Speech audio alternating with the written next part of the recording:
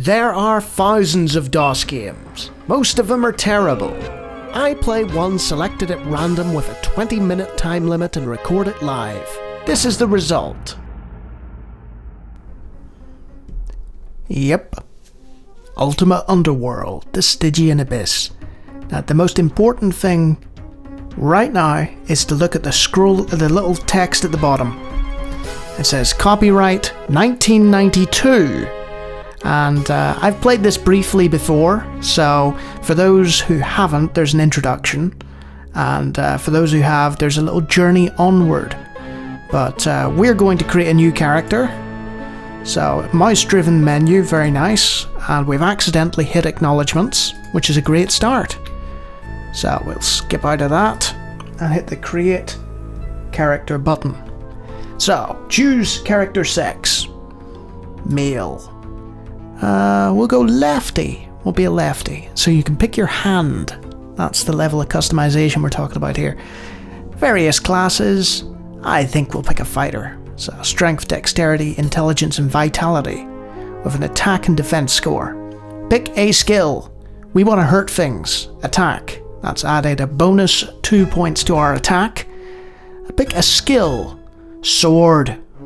What are we good at? Let's pick Acrobat. And we'll have this guy at the top. Easy. And we are Lonnie. Keep this character? Most definitely. So, we've entered the Abyss. And you probably look at this and you think, hey, that's not that impressive. I'll just completely change your mind now. And we'll rotate and move forward using the WASD keys. And there's X to go back and S to go forward. So S is like walking forward, which it does make a difference. People will hear you if you go charging around all the time. So it's quite a dark and dangerous sort of cavern that we're in, that we find ourselves locked in. We cannot get out. Let's have a look at our various options first. So we've got O for the options menu, where you can change music, sound and detail, and save and restore games. We've got the ability to talk, but there is nobody to talk to. We've got the ability to pick up items, and you'll see there's a small sack over there. So we'll right click on that. There is no space to drop that. That's right, you can throw items. Now, I mentioned 1992 right off the bat, and the reason I mentioned it, this is your little inventory system here, obviously, and there's your health and your mana and your carry weight. I mentioned 1992 because this predates Wolfenstein 3D, which was the prototype leading up to Doom, which wasn't full 3D. It was sort of vector-based. And I could go on about this forever, to be honest. But basically, back in the day when this was being developed, some of the id boys saw this in action and were like, hey, we could do something like this. So in a sense, in a strange sense, this is a progenitor to the first-person shooter as we know it, despite not being a first-person shooter, simply because of the movement we're seeing here in 3D. So keep that in mind at all times as I play this for, I think, the second time ever. So we'll venture down here. That looks like an axe. And you'll see I can right-click to pick things up, but I can also drop them on the ground. We'll pick that axe up. You see our carry weight go down. Let's open this bag. We've got a sword. And we're a lefty. Oh, we just threw the sword away. We did not mean to do that. So, we've got our sword. Some ominous music in the background. We've also got a torch. Don't think we'll use that yet. Apple, fish and bread to sustain us. And this bit of parchment here. That's right. We have an auto map. And what we also have is contextually sensitive MT32 music. So again, this is 1992. The iMuse system, I'm not even sure it was around. I think The Secret of Monkey Island may have used the iMuse system, so contextually sensitive music was a thing, and blending music was a thing, but again, technical marvel for its time. Let's see what this does. Not much going on there. We're trying to unlock... Oh! Aha! So we pulled that, and that door opened. Now we could venture in there, but let's have a look at our surroundings a bit more, shall we? And to show you the contextually sensitive music, I'm going to click this button. You see how it shifted immediately to combative tone. It's sort of like, right, you're ready to fight something here. And then back we go. You see a plant. Can we pick up the plant? We can. Can we toss the plant into the gloom? We can. It's things like that that you take for granted nowadays. The idea of taking a skull and just casting it out into the gloom. But this kind of stuff wasn't being done until years later. You know, I know Lands of Lore, I think that came out a year or two later, had that kind of thing going on. So let's play it a bit. Let's actually play it instead of waffling on about the technical marvels of the game. What's that?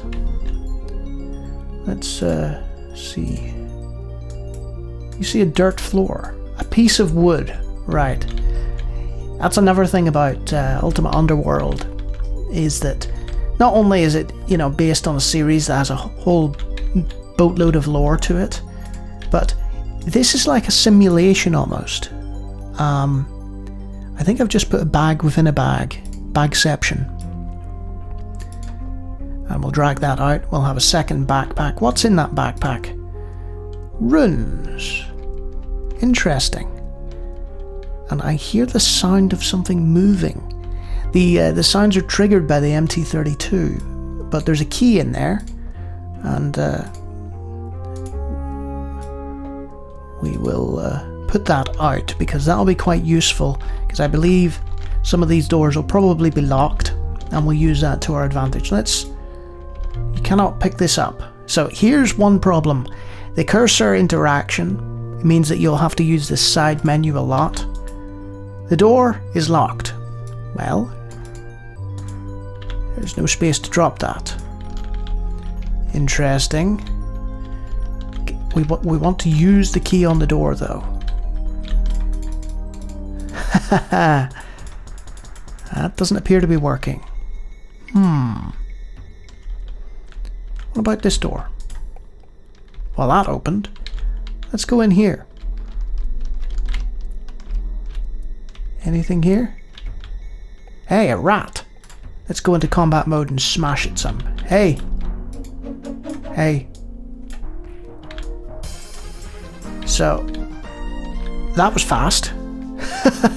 That's what I get for having it on easy, you know? We dispatched that rat and it's just a bloody stain on the floor now. Let's put our sword away. That looks like some food. You see a day-old piece of meat beginning to rot. Delicious. Let's take that.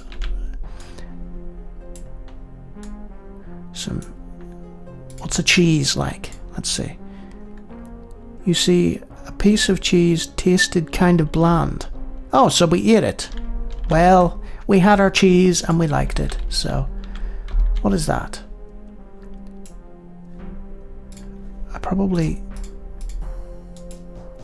Badly worn leather leggings. Can we equip those? Yes. I don't know what that's done, but now our feet or our legs will be more protected, so that's handy. So we'll venture on a bit further. Loving the music. What have we got here? Let's go this way. Now, this appears to be a dead end. You can look down, I believe. I don't know how though. Let's see, a skull, broken sword, dirt floor, pile of bones. So there's nothing really much there. You'll also note that the early Elder Scrolls series games are basically straight up rip-offs of this. You can see by sort of the walls and everything. Rough hewn wall, somewhat used torch, bowl, and badly worn hand axe. We'll take the torch, shall we, folks? That might be useful. Let's use it. Hey, there we go. We have some light. So we've got a burning torch. That's kind of handy. We can sort of see what we're doing. And I guess we'll go through this door now, huh? But where are we going? That is the question. There's another pouch.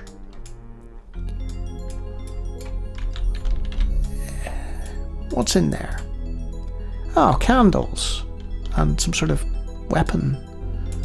More weapons. And bits of wood. I don't think we need the bits of wood, do you? But yeah, the sound effects that you're hearing are being generated by the MT32, which is really cool.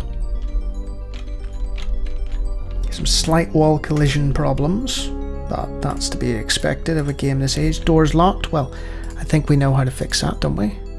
Use key on what? Hey, that worked. Okay, we're through to the next bit of our stunning adventure.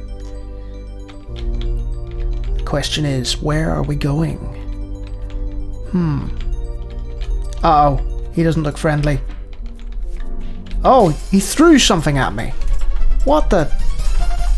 And I have temporarily forgotten how to attack. I think the green light has something to do with the attack here. Yeah, I think if that turns green, it's a good hit. Yes, that's what's happening. There's this little, like, light in the corner, and that like tells you, hey, that's the good bit to attack with. Right, we'll put our sword away for the time being. Imagine throwing a rock at somebody. How rude. It looks like another cudgel. What is this? Badly worn sling. So we could technically use a melee weapon here. We'll pick it up for the time being. Stick it in our pouch. Carry amount is down to 38. Anybody over here? I sense maybe some more orcs nearby. Now would be a good time to consult our auto map, wouldn't it? Let's not drop that, huh? So, we don't have any map information, but you'll notice that there's a quill. So, I'm gonna write, I like cheese. And spell cheese wrong. There we go. So now the dungeon is aware of the fact that I like cheese. And that's important. Okay. I am, like, completely immersed in this. I'm absolutely shocked at how immersed I am, considering the age. But I'll not waffle on about the age anymore. I'm loving the sort of, there's this light sound effect, you probably can't hear because of my voice, of footsteps being generated by the MT32. Hey, that just straight up opened. There's somebody in there. Are you friend or foe?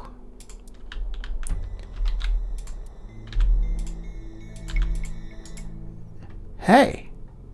So, who go there? Hey, a conversation system with branching dialogue. Wow. My name is Lonnie. Lonnie, eh? I think I heard of you. You new here, eh? You come to right place. Grey Goblins, the most powerful group here. There are factions. My God. Good idea speak with King Ketchaval. He very wise and strong. Maybe you best talk to Queen Retishal first, though. On you go now. Thank thee for the advice. That's another hallmark of the Ultima games, by the way. They all speak with a slightly Old English sort of, parlance. Thank thee. Okay. Wow. So, this game had NPCs I mean, it's an RPG. I was sort of expecting, you know, one of those sort of dungeon crawls where, like, nothing is an NPC. Everything is just hostile. So we're in the goblins' territory here.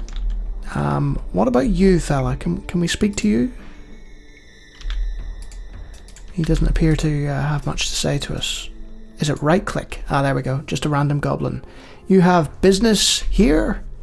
Canst thou tell me of the race? Thy race, the goblins. Grey goblins. Grey goblins, not just goblins. Say goblins, maybe you mean green goblins too. Ugh. You don't want to know about them. Nasty and broody. I think I killed a few of them, actually. Uglier than humans even. Not related to us. No, not at all. Well then, what of the grey goblins? Ah yes, grey goblins. Much better. We, the rulers of this area. All of us look up to us humans. Green goblins. Spiders even. You look for a powerful group, you come to the right place. You can do trade. Okay, what have you? Wow, there's an actual trade system. That's incredible. Like, you've got random NPCs wandering around. Like, obviously, with merchants in sort of like games like, you know, the Elder Scrolls New Vegas, that's obvious. And you did have merchant characters in earlier games, but just some random NPC who isn't even named is just like, yeah, I'll trade with you.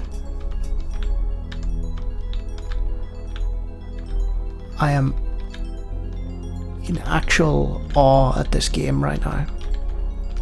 It's one of those that I've always been like, oh, I must get round to playing, and then I never do. Is this the throne room, or are you the king, or are you just another random goblin? Hey!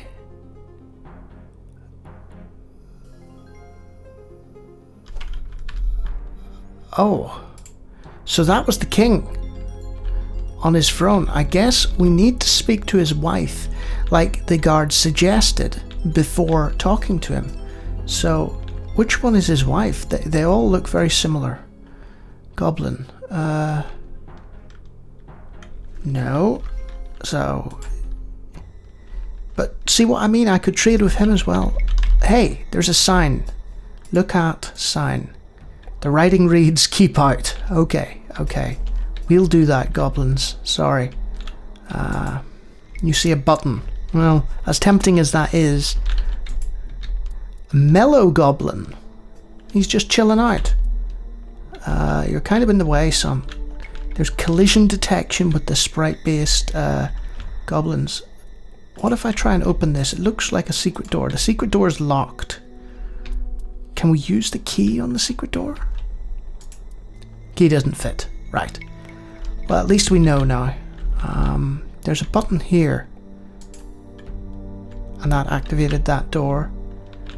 That looks like a prison, so I think I'm just going to go out of there. I don't think I'm going to find the queen in time, but that's okay. It's not the end of the world. I wonder if she has like some sort of custom sprite. These guys all seem to be quite similar looking. Let's head this way. Hey, more goblins. They're all very similar, and that might be a limitation of the oh my word, did you see that? I went up. What? Like just straight up verticality. Again, I'm rambling like some sort of crazed fanboy about this. I'd heard about this, but to actually see it is Jakar. I have come to admire the architectural splendor of thy people's settlement. What do you say? You like to explore? Don't explore too far. Don't explore too careful. You could end up someplace you don't want to be. I've seen that happen. Is this area dangerous then? Fully fledged dialogue trees. Us greys, we never do it on purpose, but in the night, I hear sometimes scream and then splash, sometimes splash and then scream. Then in the morning, one of us not here. Dangerous privy it is there. Humour as well. And they're never heard from again? That's right, Splash, gone, gone, gone. You be careful, you. If any's still alive from Splash, I bet they not be too happy. You be on your toes. Thank you, I will be. Useful advice, Jakar. Much appreciated. Really? That's 20 minutes already? That felt like nothing. I just blazed through that. Obviously, I don't need to talk at length about this one. This is an not only on a technical level is it an absolutely stunning achievement, but any fans of 90s RPGs, especially the early Elder Scrolls series like Arena and Daggerfall, maybe fans of the Eye of the Beholder series, Lands of Lore, even later Might and Magic games, you know, where it's more free roaming like this is. Yeah, definitely play this. Definitely play this. It's completely sucked me in, and even in its simplicity, you can tell that there's been so much thought put into this game, and taking aside that whole, wow, this is a technological marvel thing that I was going on about, you know, despite the dated graphics, which I think are the one thing you'd sort of hold against it, the control system is fairly modern. Sure, there are a few quirks like clicking on the screen and stuff, but it's not that much different than System Shock by the same people. So I'm going to end this by saying hearty recommendation.